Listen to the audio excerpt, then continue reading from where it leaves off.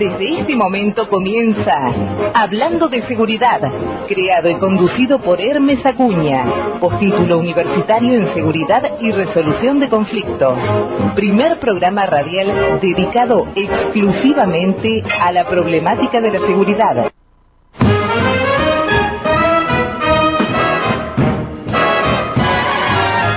Hola, buenas tardes, soy Hermes Acuña.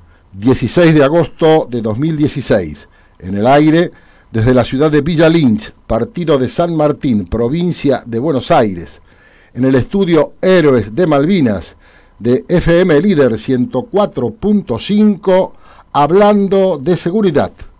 Primer programa radial dedicado exclusivamente a la problemática de la seguridad. Nuestro lema: no para mal de ninguno, sino para bien de todos. Saludamos a Susana de nuestra producción, quien atiende los llamados telefónicos, y al señor Pablo Martínez, nuestro operador. Nuestras vías de comunicación: 4753-5433, 4754-0507. Email: info@hablandodeseguridad@gmail.com. Radio online www.lider1045.com.ar. También estamos en Facebook. Desde hace bastante tiempo, precisamente con el advenimiento del actual gobierno nacional, se vienen hablando de situaciones que se están investigando de la gestión anterior, de funcionarios involucrados, al parecer, en operaciones ilícitas, en maniobras ilícitas,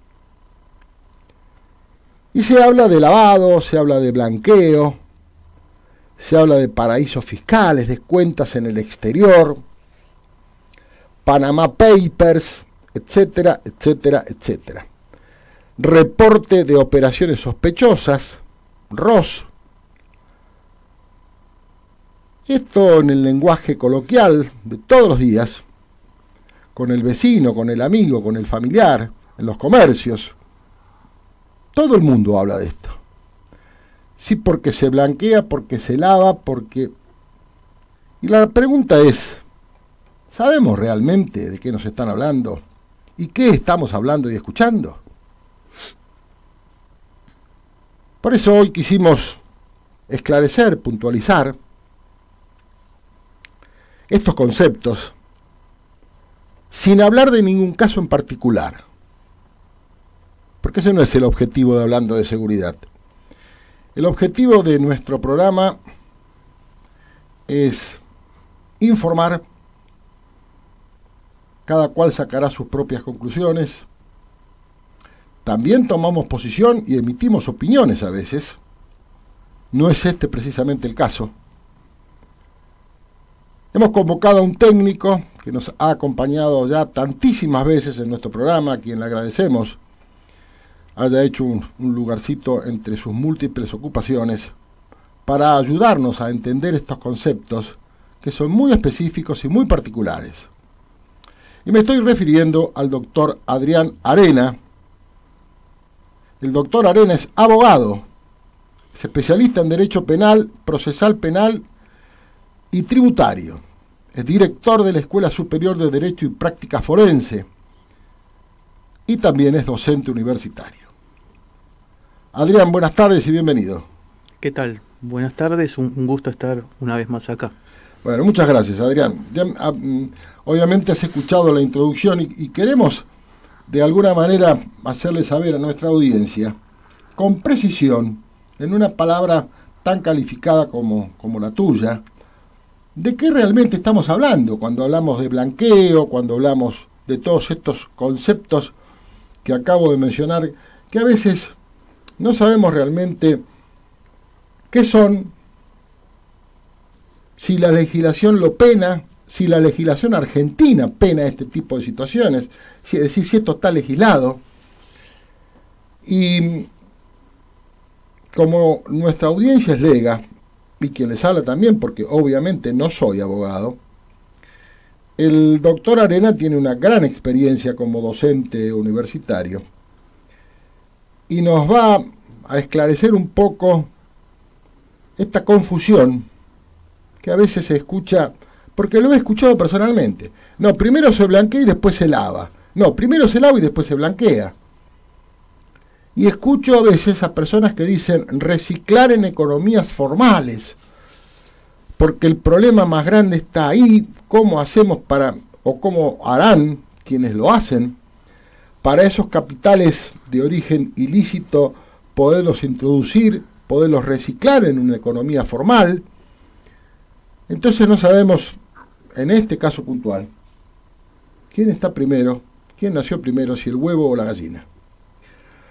Así es que, planteado el tema de hoy, vamos a ir a la primera pausa de esta hora de programa para no tener interrupciones posteriormente, y vamos a conversar con nuestro invitado, el doctor Adrián Arena, para que nos esclarezca acerca de esto que es producto de comentarios, como les decía, y como ustedes saben, porque esto se habla en todas las casas.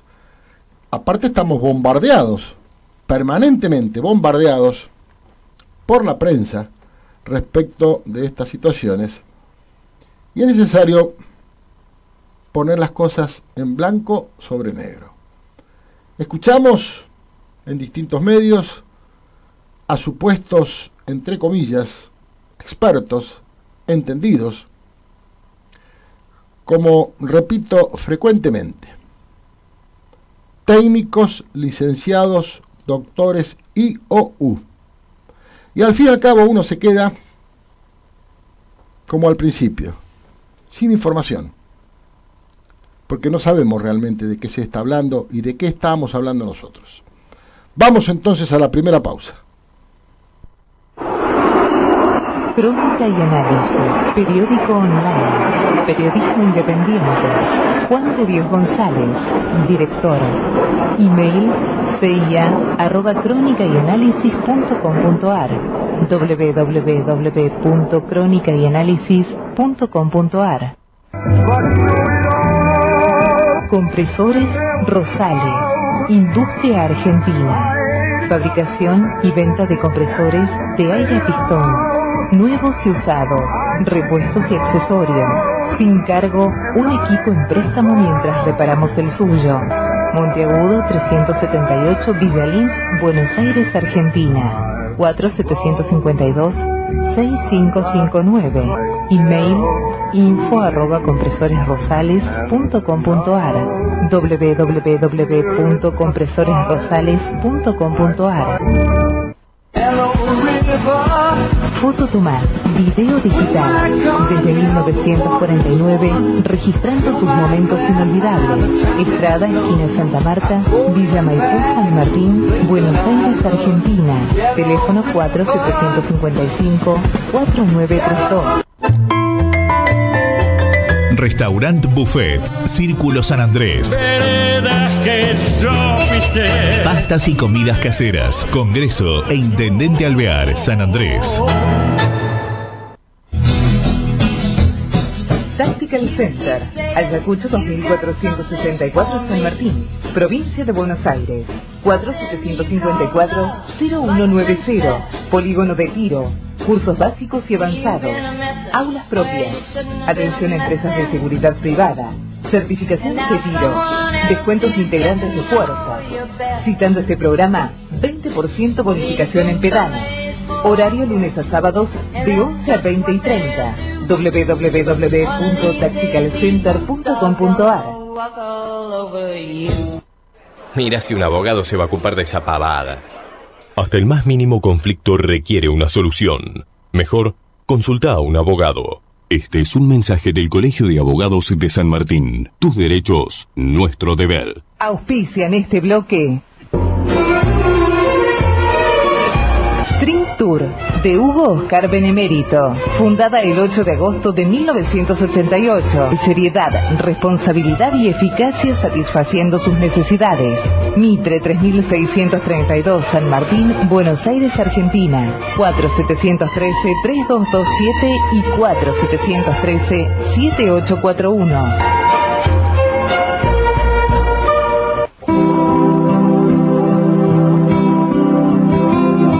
Foro de Profesionales Latinoamericanos de Seguridad. Coordinador internacional, profesor Edgardo Frigo. Cerrito 836, tercer piso, Buenos Aires, Argentina. Telefax 4206-7721. Email efrigo@mr.com.ar. www.forodeseguridad.com.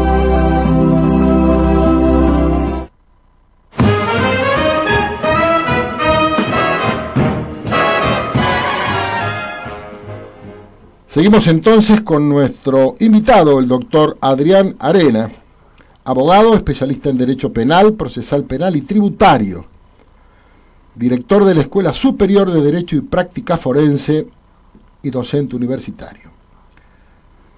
Adrián, por supuesto que has escuchado mi comentario. Sí, sí. Y sería interesante que nos ilustraras un poco acerca de todo esto. ¿Qué es el blanqueo? ¿Qué es el lavado? ¿Qué es el reporte de operaciones sospechosas? ¿Qué son los paraísos fiscales? ¿Qué es la banca offshore? Porque esto se está hablando todos los días. Y realmente... Si uno, si lo ve, sobre todo en el periodismo de televisión, es como que los conceptos se superponen y se confunden. Se habla de una cosa cuando en realidad es otra, o se considera delictivo cualquier participación en una sociedad constituida en un paraíso fiscal, cuando por ejemplo el Banco Provincia tiene dos, porque es una modalidad que hoy exige el mundo de las finanzas también. Eso no necesariamente es delictivo, sino que es una de las formas con las que hoy se hacen los negocios y se ofrecen servicios a los clientes. Pero bueno... ¿Y por qué necesariamente, sí. mi pregunta, por qué necesariamente hay que abrir una cuenta corriente en otro país? Como por ejemplo me sorprende esto del Banco Provincia. Y porque el comercio internacional a veces exige este tipo de formas, digamos. El tema es que esto está legal, es legal, está declarado, funciona, está registrada, es decir, está todo transparentado. Ese es el tema. ¿Y a qué organismos del Estado argentino se le comunican, por ejemplo, o que sea una institución como el banco, o una empresa o un particular, y qué debe informar para que sea lícita esa cuenta en el exterior? No, la tiene que declarar y tributar sobre esa cuenta. Sí, tributa. Pero bueno, el tema sería así, digamos. Me parece que hay dos conceptos muy claros como para hacer una introducción y hacer una distinción entre una cosa y la otra, que es el de, por un lado, dinero sucio, y por el otro lado, dinero negro. Sí. Y estos dos tipos esta diferencia, a su vez determinan otros dos conceptos, que el dinero negro se blanquea y el dinero sucio se lava. Digamos, esa es la diferencia, por lo menos en casi todos los países del mundo, y lo era en nuestro país hasta que cuando se hizo la última modificación del Código Penal, se incluyó dentro de las tipificaciones del lavado de dinero los fondos provenientes de la evasión fiscal, con lo cual en cierta medida ahí se terminaron de fusionar un poco los conceptos, pero la idea es esa. La idea es que el lavado de dinero es la forma en la cual se ingresa en el circuito legal dinero provenientes de la criminalidad organizada. Bien. Es decir, el dinero proveniente del narcotráfico, del terrorismo, de la trata de personas, de cualquier tipo de delitos, se vuelca al circuito formal. Y se le da una apariencia de legalidad que lógicamente no tiene. No tiene. Sí. ¿Cómo se origina esto de lavado de dinero? ¿De dónde surge todo esto? Y esto es un proceso que se fue decantando gradualmente con varios grupos de países que fueron trabajando el tema, sobre todo a partir del atentado del 11J, digamos. Ahí es como que se le empezó a dar importancia. Este proceso culmina con el Grupo de Acción Financiera Internacional, el GAFI, que termina por conformar una legislación supranacional a la que todos los países se ajustan para combatir el lavado de dinero y de activos de origen ilícito. Es decir, si nosotros examinamos los ordenamientos penales y financieros de cada país, vamos a ver que son totalmente similares. ¿Por qué? Porque toda esta legislación proviene de un factor común, que es el GAFI. Y esto es lo que permite también la colaboración internacional, ¿no? En un delito que también desde el punto de vista espacial en muchos casos traspasa las fronteras, ¿no? Claro, porque es el delito... Claro, es transnacional. Sí. Es transnacional, exactamente. Sí, sí. ¿Y la Argentina signataria del GAFI? Sí, sí. Uh-huh. Y la Argentina, bueno, como consecuencia de eso creó la Unidad de Información Financiera, que es un organismo que existe en forma equivalente en todos los países que integran este grupo. La UIF. La UIF, y que tiene la función de monitorear el mercado, relevando la posibilidad de operaciones de lavado, ¿no? Y actuando en consecuencia si las detecta. Esto está todo pautado en protocolos que siguen criterios también elaborados por el GAFI, y que se dan bajo la forma de reportes, ¿no? Hay reportes sistemáticos, que son los que ciertos sujetos están obligados a presentar en forma periódica a la UIF. Hay otros que se llaman reportes inusuales, que algunos sujetos que son agentes de información de la UIF tienen que informar a través de la web cuando detectan alguna operación que en principio es llamativa o inusual. Y después están los reportes de operaciones sospechosas, que son aquellos que la inconsistencia tiene tal entidad que es muy probablemente que se trate de una operación de lavado de dinero, ¿no? En estos tres tipos de reportes sí, que nos acabas de mencionar,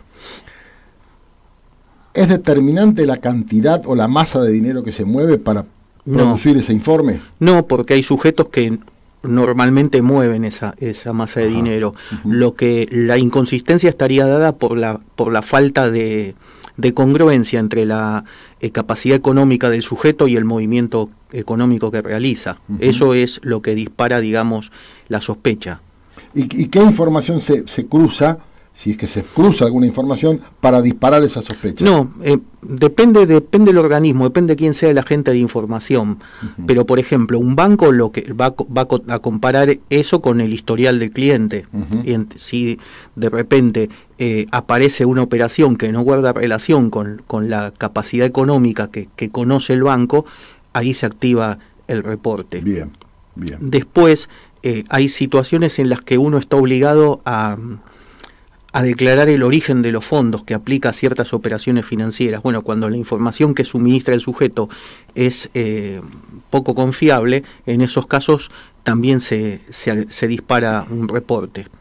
Esas serían, digamos, ejemplos de situaciones. ¿Y cuáles serían las características de cada reporter del cual nos acabas de mencionar? No, simplemente se describe la situación y nada más que eso, y los datos del sujeto. Y después la UIF la procesa. Lo que sí es cierto es que hay cierto atraso en el procesamiento de esta información. Es decir, la UIF a veces tarda muchísimo tiempo en analizarla. Y cuando hablamos de muchísimo tiempo, ¿de cuánto hablamos? Y 2 años en algunos casos. 2 años en algunos casos. Sí, en algunos casos sí. Y sobre todo en los inusuales y en los sistemáticos. En los sospechosos el plazo es menor porque tienen otra vía de tramitación. Y a veces se habla y en esos casos quizás cuando es algo inusualmente grave se le da prioridad también. Y cuando se detecta alguna operación que amerite ser reportada en cualquiera de los 3 casos, ¿cuál es la normativa legal que apoya eso? Es un conjunto de normas. Bueno, la norma que crea la UIF, donde establece que es la autoridad de aplicación en materia de análisis sobre posibles hechos de lavado de dinero.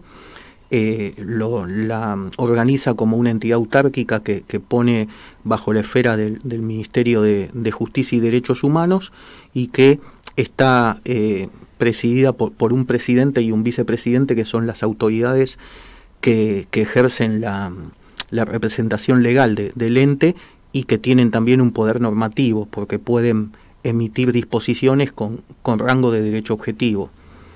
Esa sería la situación.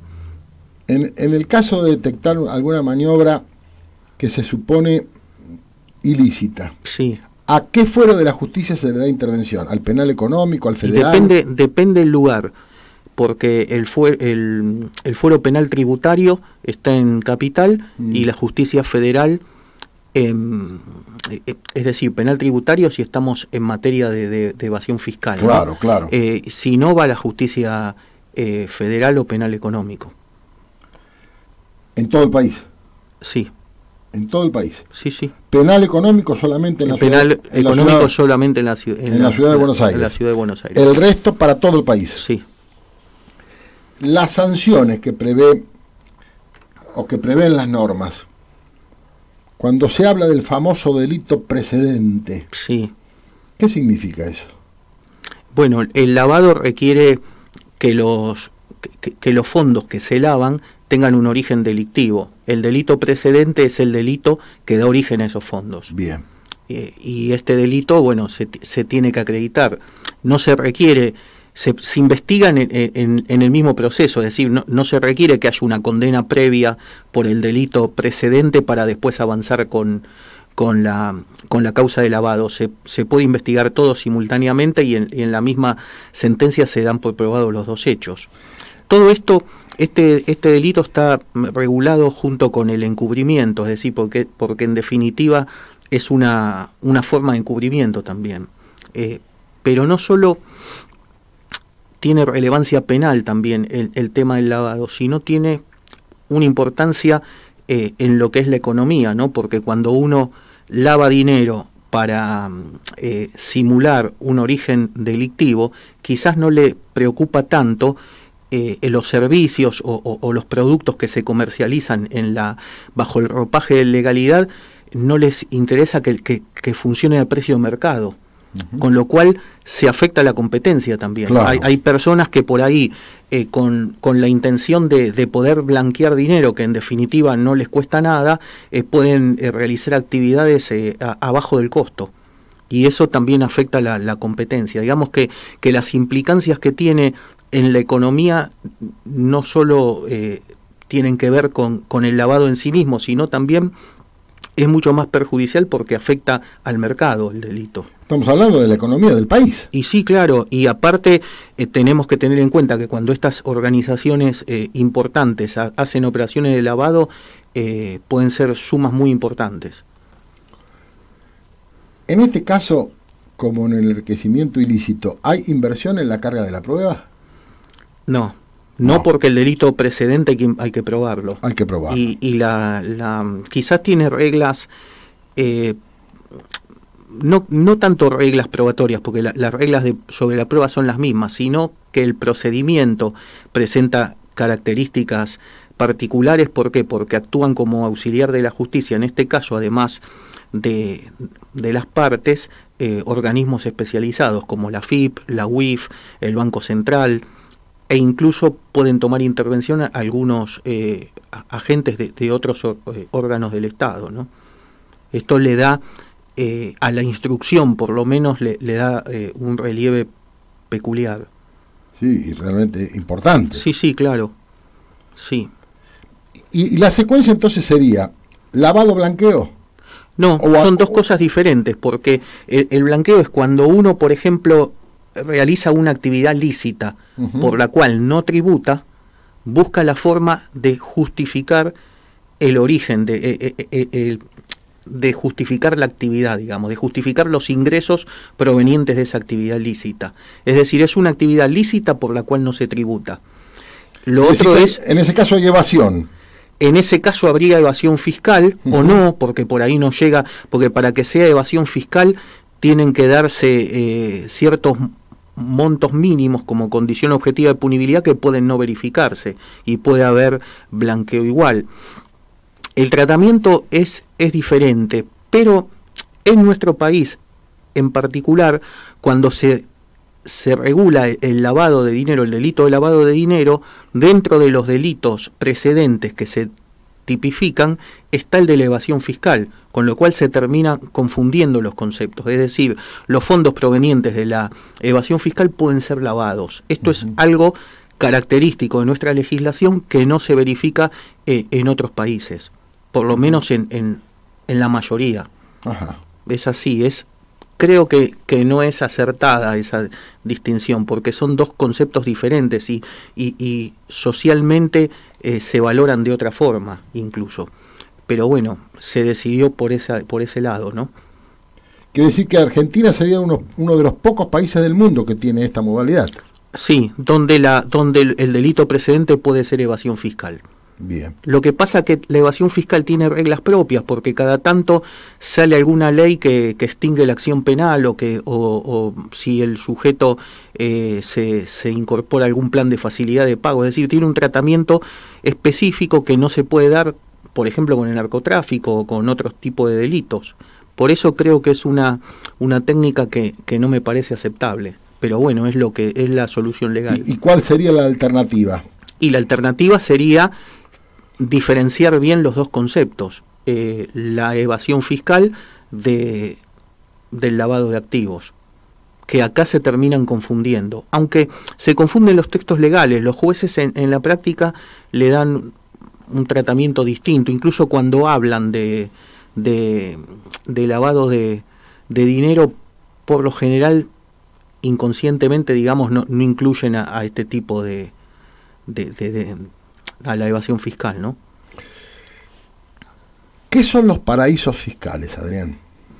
Los paraísos fiscales son jurisdicciones donde que ofrecen a inversores extranjeros, esta es la característica, tienen que ser extranjeros no residentes en esos lugares, la posibilidad de constituir sociedades o formas asociativas con muy baja o nula tributación. Es decir, les ofrece una herramienta para poder hacer negocios amparada por la confidencialidad.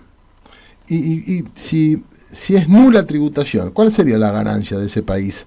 Y la ganancia sería que hay un flujo indirecto de económico, porque hay gente hay oficinas, hay gastos para constituir las sociedades. Hay toda una actividad económica que gira alrededor de eso. Los paraísos fiscales hay más o menos 200 en todo el mundo, y hay en algunos estados de Estados Unidos, por ejemplo, hay verdaderos paraísos fiscales como en Delaware o en Columbia, que se constituyen sociedades para extranjeros no residentes con un objeto muy amplio, unipersonales, y donde la misma persona asume todos los roles posibles, es decir, ahí se llama secretario, director, accionista, todos los cargos los acumula el mismo individuo. Esto es importante, ¿no? Porque y el objeto dice que la sociedad se constituye para realizar cualquier acto que desea hacer y con el capital adecuado a ese objeto, es decir, algo muy amplio que permite realizar cualquier tipo de actividad, y que ofrece la ventaja de que ese tipo de sociedades incluso se puede constituir sin presencia física en el país a través de internet por $1.000 o menos. ¿Así de simple? Así de simple, sí. Sí. Y ese país donde funciona esta sociedad, de ninguna manera ejerce ningún control sobre las actividades de esa empresa constituida. Sí, lo ejerce, pero lo ejerce en forma pasiva. Lo ejerce a requerimiento de alguna autoridad judicial de otro país.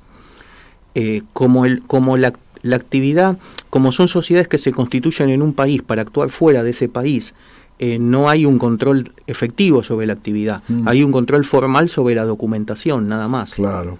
Por ejemplo, en Estados Unidos, en Delaware, en un edificio hay 60.000 sociedades, por ejemplo. ¿60.000? Sí, con el domicilio ahí, sí. 60.000. Sí, sí, porque son las mismas empresas las que los hacen. Sí. Y estas sociedades sí, de Delaware ya están sospechadas en Europa, por ejemplo, en varios países les impiden operar. Ya están vistas como sociedades sospechosas. Y contrariamente a lo que se supone o lo que se piensa, Estados Unidos es un gran paraíso fiscal para este tipo de operaciones. Sí, realmente. Sí, es el que más facilita este tipo de cosas, porque aparte se pueden abrir hasta cuentas bancarias, que se llaman cuentas virtuales, desde el exterior, sin necesidad de ir. Es posible hacerlo. Y el manejo para la extracción con una tarjeta que le mandan por correo.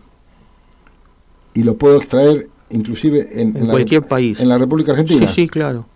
Sí. Y el Estado argentino, ¿qué fiscalización ejerce sobre eso que yo estoy extrayendo de la cuenta que tengo en otro país? Hoy no hay una fiscalización efectiva. Uh-huh. Habría que ver qué pasa después del blanqueo que se está promoviendo, qué es lo que va a pasar. Están diciendo que después van a haber controles rigurosos, pero no sé, no podemos saberlo todavía.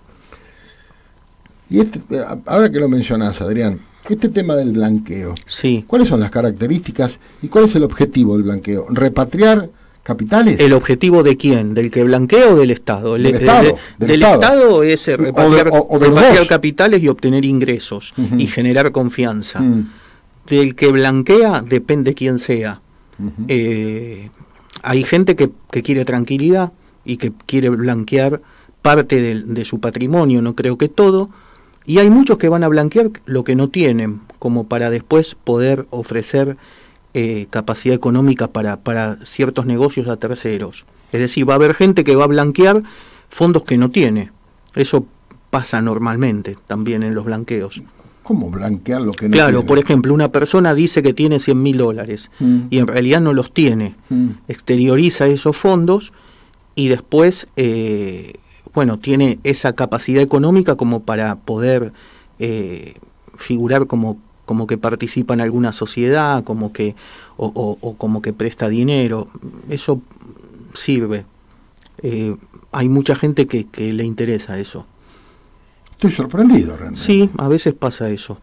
Pero bueno, habría que ver bien acá cómo se instrumenta todavía. Pero bueno, lo que no sé es el resultado que va a tener esto, porque me parece que la expectativa del gobierno es muy elevada y no creo que la realidad sea así.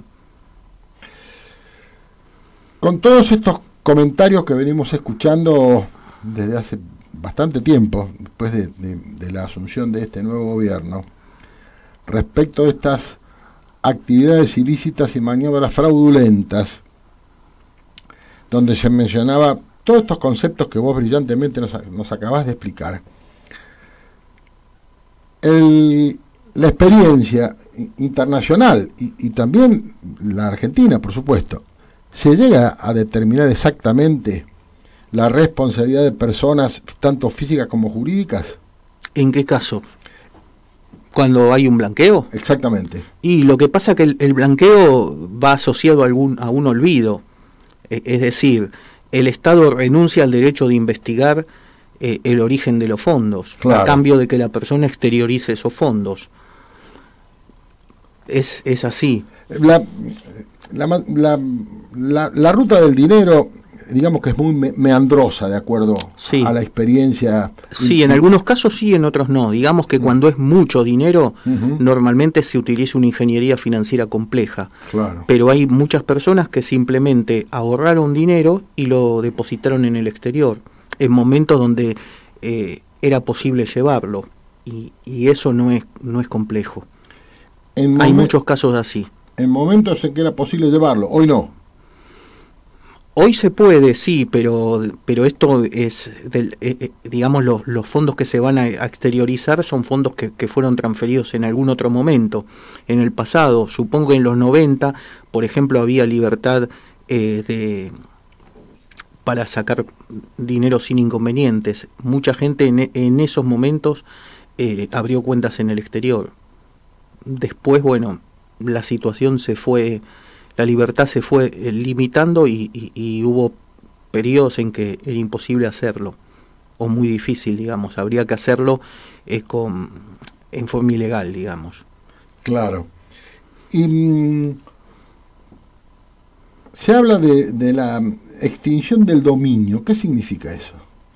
En realidad no sé lo que significa porque lo escucho todos los días. Sí, lo dicen todos los días y ese concepto hoy existe en el Código Penal. Uh-huh. Es decir, el Código Penal tiene varias normas donde además de la función de reprimir los delitos, pone a cargo del juez de la causa evitar que las consecuencias del delito subsistan, es decir, hay que decomisar los bienes provenientes del delito y el producto del delito, lo dice expresamente el artículo 23 del Código Penal, y todas estas normas sobre lavado de dinero prevén incluso la posibilidad de decretar medidas cautelares sin necesidad de que haya condena penal, es decir, sentencia firme sobre los bienes. Eso es importante. Sí, eso está vigente actualmente. Sin sentencia firme. Sin sentencia firme, sí. Y incluso en caso de muerte del imputado. Es decir, que se extinguiría la acción penal. Claro. Es decir, esa herramienta hoy existe. Uh-huh. La extinción del dominio sería lo mismo, nada más que tendría otro, que tiene un nombre más... qué sé yo, más lindo, digamos, sí. pero es lo mismo, eso existe, claro. No hay diferencia con el régimen actual. El tema es que se aplique. No se aplica. Se aplica, lo que pasa que se aplica en la criminalidad alta, en la criminalidad media y baja no se aplica. Normalmente los jueces no avanzan sobre la cuestión patrimonial. Lo intiman le traban un embargo cuando lo procesan y le dictan prisión preventiva y lo llaman a la mesa de entradas y le dice al oficial de justicia que no tiene bienes y lo inhiben, digamos, y ahí se terminó. Ese es el procedimiento, es decir, no hay una actitud de investigación sobre esa situación, y hay muchas personas que podrían ser embargadas en forma efectiva. Adrián, ¿cuál es la diferencia entre el embargo y la inhibición de general de bienes? Bueno, el embargo es una medida que recae sobre un bien en particular, uh-huh. o más bienes. En cambio, la inhibición general de bienes recae sobre el sujeto, impidiendo que en el registro donde se inscribe que pueda enajenar bienes. Claro, no puede disponer. No. Eso significa. Puede adquirir, pero no vender. Puede adquirir, pero puede adquirir, pero no vender. Claro. Digamos que la medida apunta a evitar que salgan del patrimonio ciertos bienes, claro, pero no a que ingresen. ¿Para reparar las consecuencias del delito? En este caso sí, en materia penal sí, las consecuencias del delito penal. Y los gastos de la causa. Y los gastos causídicos, sí. Sí. Exclusivamente en el tipo penal, en el fuero penal, exclusivamente. Bueno, en el fuero penal y también se pueden trabar medidas cautelares por la indemnización civil. Claro, por la civil, sí. En todo tipo de proceso se puede hacer. Pero digamos, la diferencia que existe en el fuero penal, que no se da en otros casos, es que la dispone el juez de oficio, porque el Código Procesal ordena que en el momento que se resuelva la situación procesal, si hay procesamiento o prisión preventiva, junto con eso debe trabarse un embargo, en cantidad suficiente para la indemnización civil y las costas del juicio. Aunque no esté iniciada la demanda civil. Aunque no esté iniciada la demanda civil, sí. Y la demanda civil no depende del resultado del expediente penal.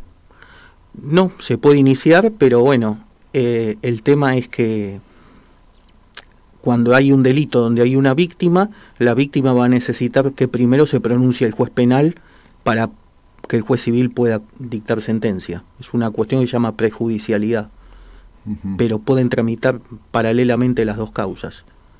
No hay impedimento. Lo que no puede hacer el juez civil es resolver antes que el penal.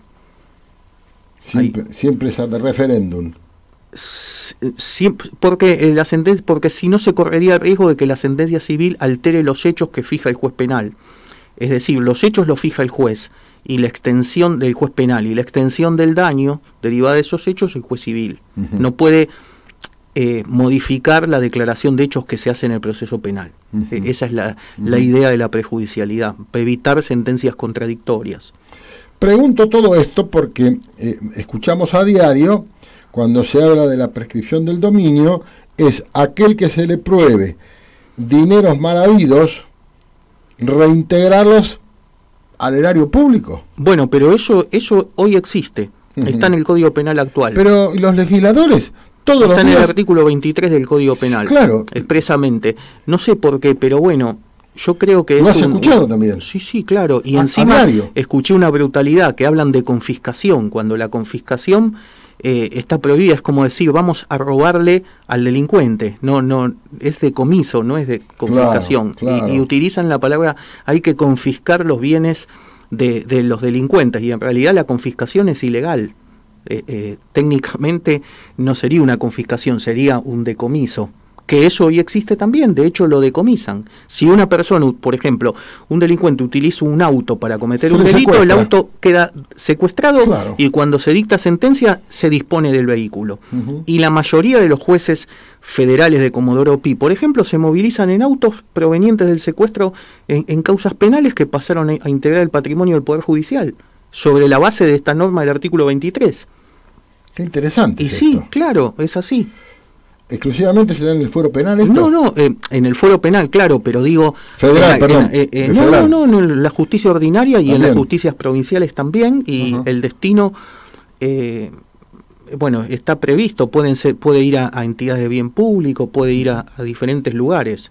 La idea es, incluso cuando son productos perecederos, se permite la disposición inmediata. Entidad de bien público. Sí, claro. Claro, es como la ley de estupefacientes, la 23737, que dice que los organismos encargados de la lucha contra el narcotráfico pueden utilizar los bienes decomisados. Claro, sí, es lo mismo. Es exactamente igual. Claro. Es decir, lo que se propone ya existe con otro nombre.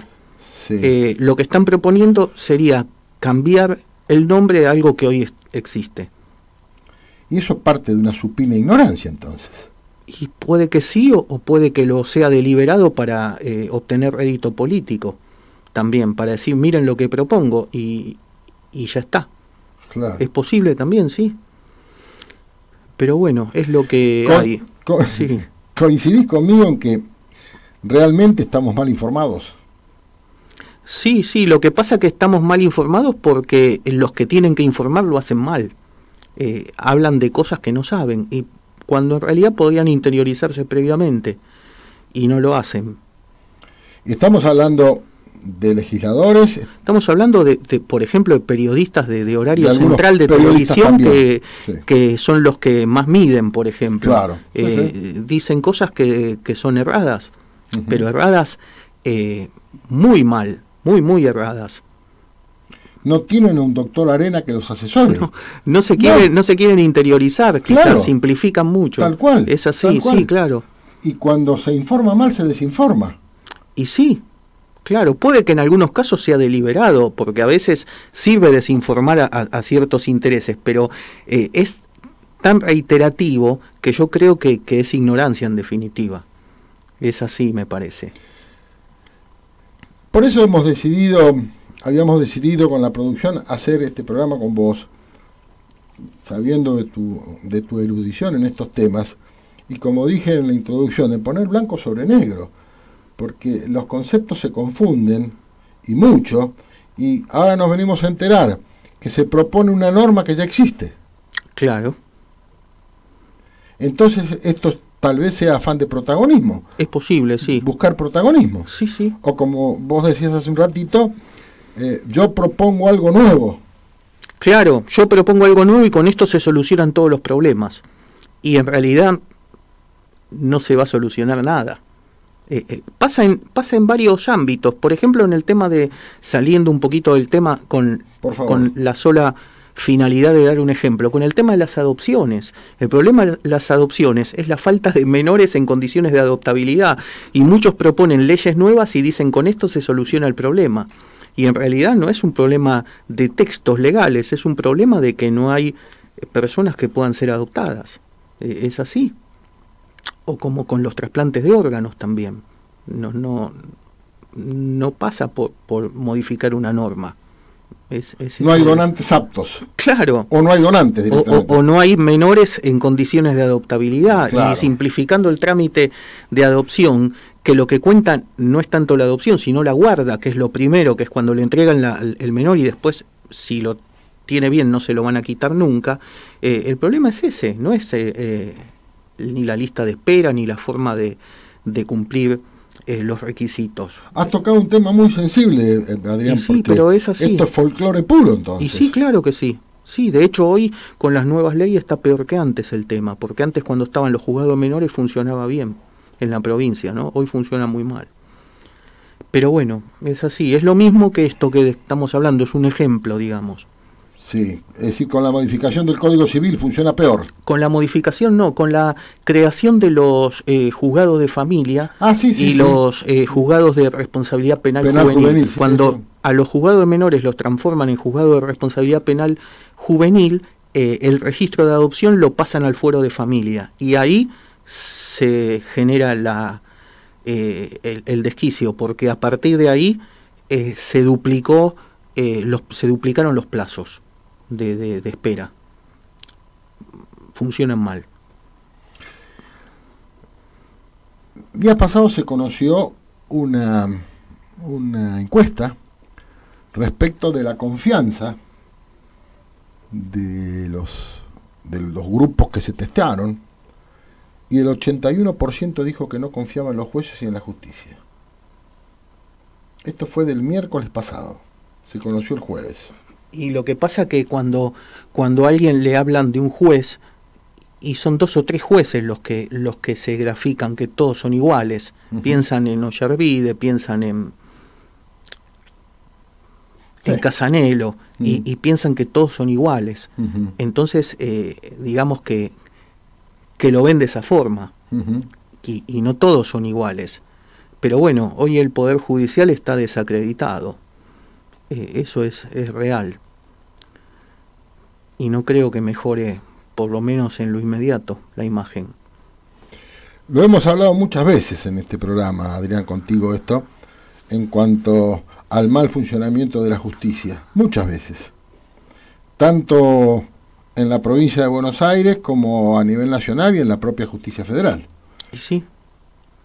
Y siempre has insistido, y hoy una vez más, con la misma evaluación respecto del funcionamiento. Y siempre tratan de meter algo nuevo como solución. En algún momento parecía ser que en materia penal los jurados iban a ser la solución. Y hoy ya se olvidaron de eso. Dijiste que iba a ser un fracaso. La oralidad iba a ser la solución, y bueno, y no lo fue. Y siempre aparece algo nuevo.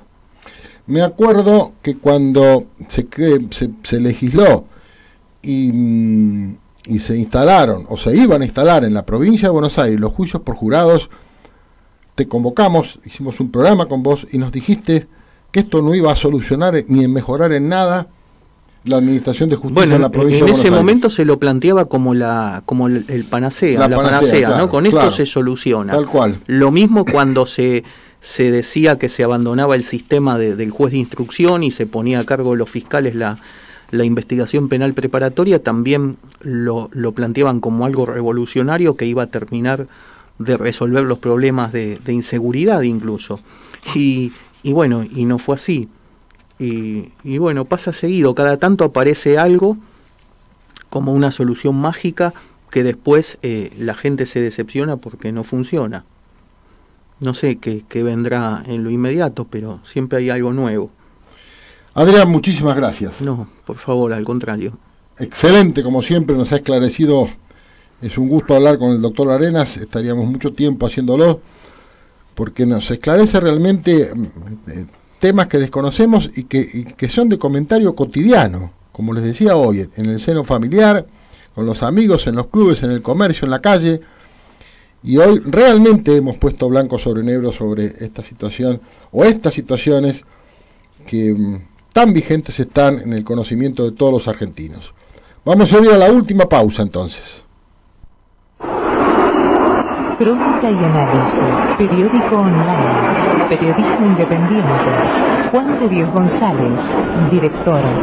Email cia@cronicayanalysis.com.ar www.cronicayanalysis.com.ar. Compresores Rosales, industria argentina. Fabricación y venta de compresores de aire a pistón, nuevos y usados, repuestos y accesorios. Sin cargo, un equipo en préstamo mientras reparamos el suyo. Monteagudo 378, Villa Lynch, Buenos Aires, Argentina. 4752-6559.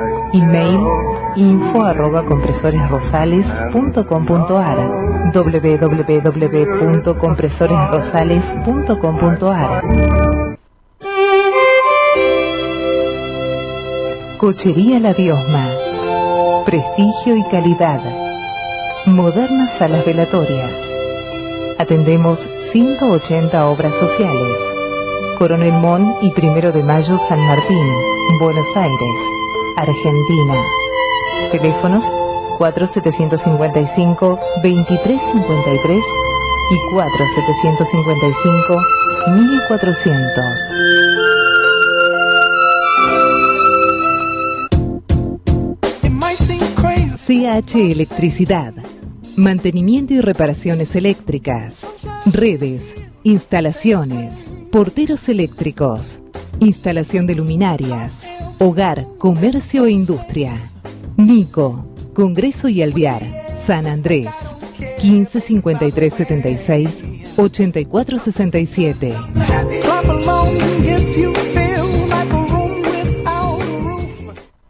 Mira si un abogado se va a ocupar de esa pavada. Hasta el más mínimo conflicto requiere una solución. Mejor, consulta a un abogado. Este es un mensaje del Colegio de Abogados de San Martín. Tus derechos, nuestro deber.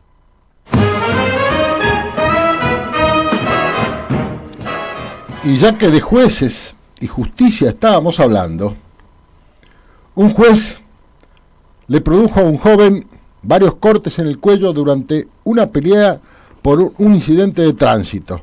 Esto ocurrió el domingo, en la tarde-noche, cuando un joven de 21 años y un juez de 62 quedaron enfrentados por una maniobra vial. El resultado fue que el joven resultó lesionado en el cuello con 3 cortes superficiales y el segundo, el juez, demorado, este término no existe, en la comisaría por una causa judicial abierta en su contra. El hecho ocurrió en plena zona comercial de Gonet. Gonet es una localidad cercana a La Plata, donde casi chocaron 2 vehículos particulares. Al volante del auto, como decía, iba un joven de la zona, acompañado de su novia, y en el otro vehículo, acompañado de su esposa, manejaba Armando Norberto Gallo, juez laboral en Avellaneda y domiciliado también en la zona, en Gonet, igual que el joven que manejaba el otro vehículo. El incidente se gestó por una mala maniobra de uno, o una mala maniobra del otro. Uno lo persigue, lo encara, pretenden uno golpear al otro. Obviamente cada cual defendía su posición. El hecho es que el magistrado tomó un cuchillo de 3 que llevaba en el vehículo, porque hubo testigos oculares, testigos presenciales del hecho, y en el forcejeo con este joven se produjeron en el cuello de este joven 3 cortes superficiales de carácter leve. Intervino la policía, trasladó a ambas personas a la comisaría y la justicia tomó intervención la fiscalía de turno y se instruyen actuaciones. El juez posteriormente manifestó su arrepentimiento, que se había dejado llevar por los acontecimientos y que no debería haber tomado una actitud como esa. Las personas presentes intentaron agredir, de hecho, al magistrado, a este doctor juez laboral, Armando Norberto Gallo. Arribaron al lugar varios patrulleros que impidieron la agresión física a este magistrado. El hecho es realmente lamentable y vergonzoso, muy lamentable y muy vergonzoso. un joven de 21 años y un magistrado con 62. Se supone que los que tenemos más edad deberíamos tener más madurez para evitar llegar a semejante situación que generalmente se sabe cómo comienza, pero nunca se sabe cómo puede llegar a terminar.